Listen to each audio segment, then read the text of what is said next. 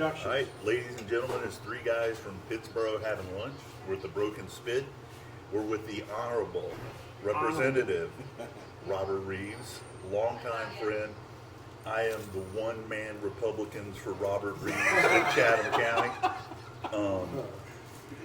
I thought we were going to be talking politics. I'm not talking politics, but I am a shameless sucker because of the years that I have known Robert, and this is a story that he doesn't remember, or he may have heard me say it, but he was working down at Sanford, and I think prosecuting. Yep. So he's prosecutor in Sanford, and when out-of-town attorneys go into another town, the out-of-town attorneys do not like it. So when I went to Sanford, other attorneys did not like it one little bit, and they will always give me a hard time. Robert was the only attorney who would speak to me, who would tell me what's going on, who would show me the ropes in that town. But there was also something funny. There was another prosecutor, a guy older than you, and when I did my first DWIs, both of them were in Sanford. And so Ed Holmes had told me, I said, how much do I charge for DWI? He said, $1,500. So I get my very first, it's in Sanford. And I'm so excited. I've got my client in the room, and I walk in with the DWI, but down in Sanford, first thing it did, they said, I'll give you careless and reckless on this. That was back in the old days, right? Yeah. So I didn't do anything. They reduced it to a careless and reckless. I got $1,500 for like 6 seconds of work. My client is unbelievably happy.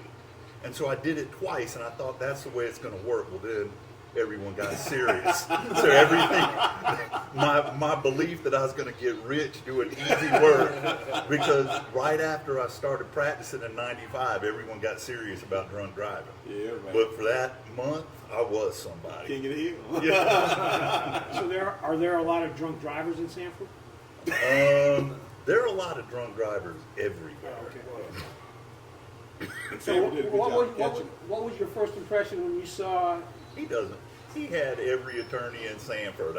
See, Greg thinks I don't remember. I do remember. Because see, the Greg I knew didn't have the goatee, didn't have the mustache. Look good in a suit, didn't he? You know, yeah, man, look good in a suit. And but what it is, Greg was the first attorney in the area to start doing mail for traffic tickets. Right. And that was actually a big deal.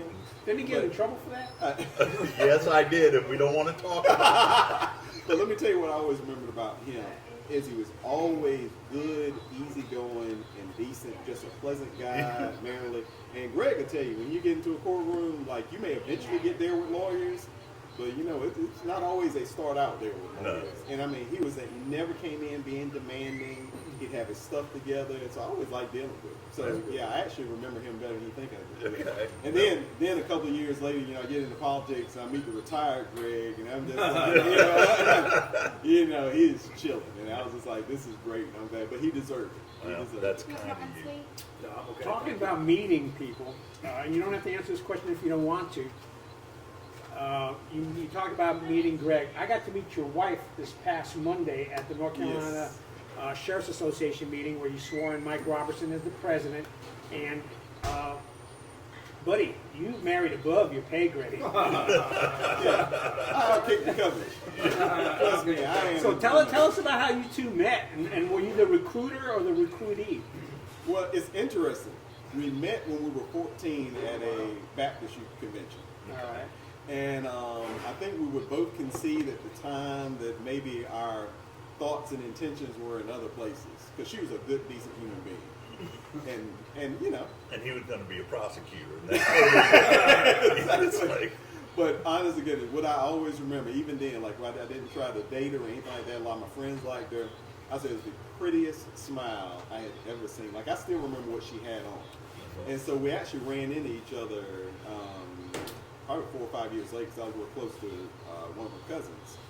And so, you know, because of church, we were always interacting and stuff like that. And so I asked her out, and I was like, look, this is a friendly date. You know, we're going to my prom. And I was just like, friendly date.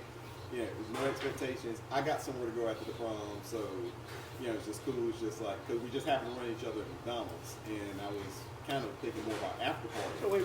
You asked her to a prom at McDonald's? Yeah, man. It was smooth. Yeah, That is and smooth right there. And so we went to the prom, and by the end of the night, it's like we couldn't separate because it was just like the best night I'd ever had with anybody.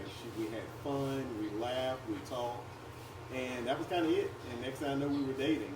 And as I told her, it just killed all my Carolina years. I mean, I was just like all the fun stuff you're supposed to be doing in Carolina, I spent hanging out with her. So it was good. Well, I also got to meet your daughter, and she happened to be sitting at the table, and she was the youngest person of all the folks on the table. And I'll tell you what, I was impressed because she was in there carrying on a conversation with a bunch of old fogies. So you should be really proud of her. Now she's graduating and going to college. Is that what she's got? Yeah, going to UNC Charlotte Saturday. Oh, so, Saturday. Yeah. So I'm very glad that you're having this today and not next week. Because next week I'll be teary-eyed and trying to pretend like I'm crying over something else. Yeah. So Yeah, I saw your wife and your daughter together, and it was kind of like the old Diana Ross ladies. I'm like, holy cow, I got to get a picture of this because they look so good together. They do, and they have got such a good relationship. It's funny at church. We yesterday recognized her and about she was going to college, and so they asked us to come up and speak. And everybody knows me. I'm usually the one. I struggle not crying sometimes. And my wife broke down crying. I was just like, okay, you're the tough one. This can't work. But when I tell you, if you put Cindy, Brianna, my daughter, Delphine, my mother-in-law, all in the same room together and just let them talk, you just think that you've got three different parts of the same person. And Cindy's grandmother, Eileen, whose house we live in, that's the house we bought, the same way. It's just like they're the same person, just great people. You love being around them, and they love taking care of folks. So I enjoy that. And it speaks a lot to his wife that his daughter is her friend at 18. Oh yeah. Between 14 and 30, a lot of times moms and their daughters don't get along. They'll come back around, but a lot of times they don't. And so the fact that they do is, commendable. I would say 14 to 16. It was a toss-up. No, we don't have to go there. I'm not gonna, I think those of us who've gone through those teenage years Boy, don't want to go. Oh, All right, so let's ask him stuff. What do you know about sewer and what's coming for Goldman and Siler and anything? You got that worked out yet? Is it all signed? Where's this? Somebody signed yet? It is amazing how much it costs. Right. And it's funny, like the whole process, and that is the stuff. Like that's the stuff I actually love getting in the weeds about. But it's one of those things that you don't think about and people don't talk about because the entire fight has been since I got in. Starting with Chatham Park, is trying to get water and sewer. Right. You want me to tell you who got me into water and sewer? Mike Cross. Okay. Yep. Mike Cross was the first elected official that met. Well, that's not true. Dale Turner was actually elected at that time. She's on board. So Dale was the first I met. Mike Cross was the first to ask me out to lunch. We had no connection. Like Dale, I knew through some people we didn't know each other. I knew through. Mike Cross took me out with lunch. And he didn't talk to me about, hey, I'm going to support you and all this. I mean, which he was very supportive, always well supportive. They said, you're going to have to learn about water. Yep. He said, that's our biggest problem. And my dad had talked to me about water. He's a county commissioner in Lee County because one of our former mayors, Roy Stewart, had bought extra capacity for Sanford back in the 60s. Right. And he remembers that. I mean, he just got excoriated. Just everybody was just like, you're an idiot, you're wasting our money. Yeah, now look Right. at Good buy. It was a good buy. when I got in, the second bill that I was able to get passed, I actually worked on with Skip Stam, who was I think he was majority leader at that time with the Republican caucus, was to pass a bill so that Chatham Park could help us finance the money for the water and sewer, because at that time, we weren't going to be able to add any houses in Pittsboro. Right.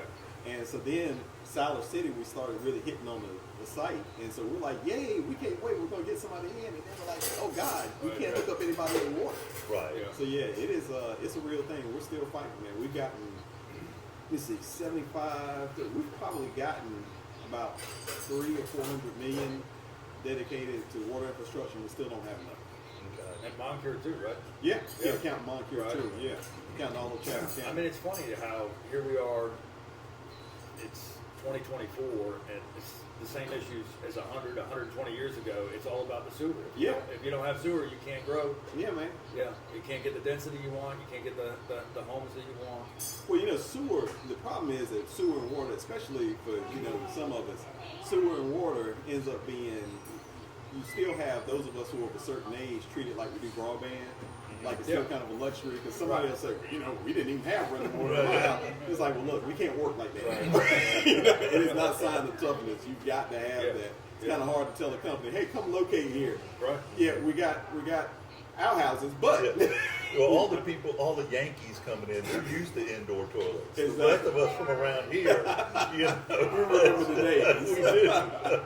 So yeah, man, that has been the number one thing, and we'll still do the number one thing that I've got to work on for Chatham to make sure we get to enjoy all this growth. And one of the things like I said, this is shameless suck up day. He speaks about talking to Skip Stan, who I know, and a bunch of other Republicans I know. They say that they'll fight with Robert all day long, but at the end of the day, he'll make the right decision and join with him in the stuff that helps people, and just remember that. Yeah. Anyway, I know. Yeah, he cries at his daughter's talking. Greg is crying about Robert. There's something wrong here. Actually, before you guys keep going, at the Sheriff's Association meeting, you got to swear in Mike Roberson. Yeah, How'd that come about, and what did it feel like to be up there? Because I guess it was an honor for both Mike and for you. It was And how long have you known Mike for? And Mike, I met, the first event I went to was, oh God, I just went blank on the church, and I'm so bad. William Thompson's going to beat me up, so I'm sorry. But we were at a church Mike's event. going to beat you up. Yeah, exactly. And then? We're at an event. Mike was at that time chief deputy for Richard. And so, we were going through the line, and I was nervous because if you guys remember the old district, it was 3% Lee County and the rest Chatham County. Right. I didn't know a soul outside of my wife's family in Chatham. And so I went up and, got a chance to kind of meet people before we went through the receiving line. And Mike said, stand over here. I was like, okay, so you'll shake more hands this way. yeah. And he was just like, look, anything I can be helpful with, just let me know. Well, Mike knows how to shake hands. He That's does, a man man. he'll hunt someone down to shake their hand. He will, I know. but that is what was so wild. I was just like, this guy knows me from nobody. And and at that time we had 12 people vying for the seat. Right. And so Mike could have easily been like, look, I don't know who you are, but good Yeah. luck. And that's how we've been since then. And Mike and I have stuck with each other through some hard times. And when I say hard times, like, politics gets different. And I'm telling you, when he called me to let me know he was going to be president, I was just excited he was going to be president. Right. Because, that's tough. I mean, Yeah. that association is a tough nut to crack. And then he said, I want you to swear me in. And I was like, wow. I mean, that just meant the world to me. I mean, because Mike could have asked any political figure, obviously he could have had family do it. And to ask me, that just meant the world. And it means a lot to me, too, because I've actually been real close to the Sheriff's Association. Just by happenstance, not just because of Mike. Richard Webster was there too, yeah. And so Richard always did a good job, make sure I got a chance to meet everybody, Republican, Democrat, whatever. And then I was close to the next couple of presidents have both passed away. Clemens from down in Richmond County, and then you had Hubert Peterkin, who was real close with Richard. Now, this isn't a bad omen for Mike, is it? No. Richard's still here. Oh, okay, yeah, all right.